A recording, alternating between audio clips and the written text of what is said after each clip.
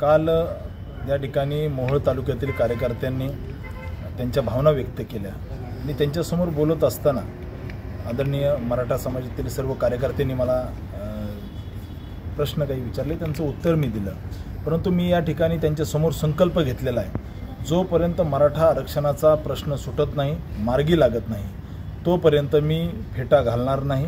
या ठिकाणी उद्या निवडून आल्यावर सुद्धा मी फेटा घालणार नाही, अशा पद्धतीचा मी संकल्प केला आहे। मराठा आरक्षणाचा प्रश्न संपल्यानंतरच मी त्या ठिकाणी फेटा घालणार। कर्नाटकमध्ये भाऊ नेहा हिरेमठ नावाची एक मुलगी आहे, तिची निर्गुण हत्या त्या ठिकाणी करण्यात आलेली आहे।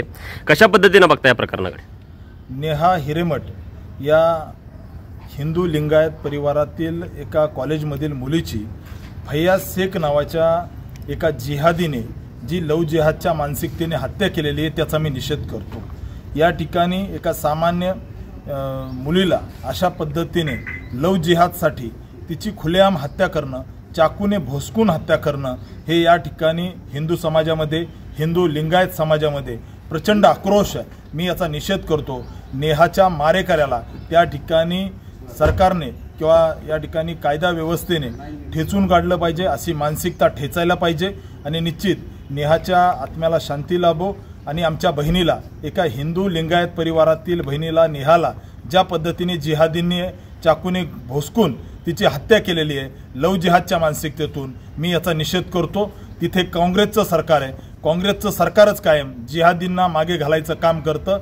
या असणाऱ्या फैयाज शेखला, जो नेहाचा मारेकरी आहे, त्याला तात्काळ त्या ठिकाणी शासन झालं पाहिजे, फाशीवर लटकवलं पाहिजे, ही मी मागणी करतो। या ठिकाणी एमआयएमनं उमेदवार दिलेला नाही आहे, कशा पद्धतीनं बघता? कारण मागच्या काही दिवसापासून चर्चा सुरू होती की एमआयएम उमेदवार देणार, मात्र उमेदवार देणार नाही अशा पद्धतीची भूमिका एमआयएमनं घेतलेली आहे।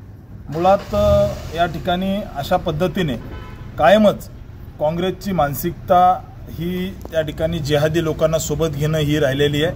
आणि एमआयएमने ज्या पद्धतीने इथं उमेदवार दिला नाही, इथं फतवे निघायला लागलेत, मशिदीमधून फतवे निघायला लागलेले आहेत की काँग्रेसला पाठिंबा द्या। त्या ठिकाणी एमआयएमला फतवेचं पालन करण्यास सांगितलेलं आहे। त्यामुळे निश्चित या ठिकाणी इथली जनता जाणते, इथला हिंदू सगळं जाणतो। त्यामुळे ह्या फतव्यांच्या विरोधात इथला समाज सगळा एक होईल आणि मोदीजींच्या मागे उभा राहील। मोदीजींना पाडण्यासाठी या ठिकाणी सोलापूरमध्ये मशिदीतून फतवे निघायला लागलेत, मी याचा निषेध करतो। आणि पूजनीय डॉक्टर बाबासाहेब आंबेडकरांचं संविधान खऱ्या अर्थानं वाचवण्यासाठी आपण मोदीजींच्या मागे उभं राहावं। ह्या अशा पद्धतीने जे फतवे काढून संविधानाला जे खुलं आव्हान देण्याचं काम हे काँग्रेसचे लोक करतायत।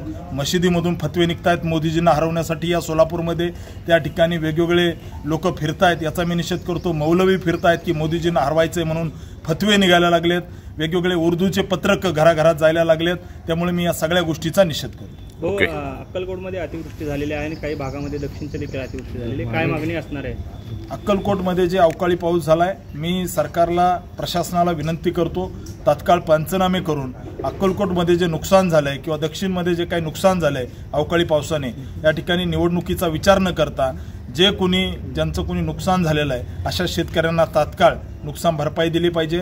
त्यांना त्या ठिकाणी तात्काळ ज्या काही सुविधा आहेत त्या दिल्या पाहिजे। सरकारने या विषयामध्ये लवकर पंचनामे करून पटकन या ठिकाणी शेतकऱ्यांना नुकसान भरपाई दिली पाहिजे।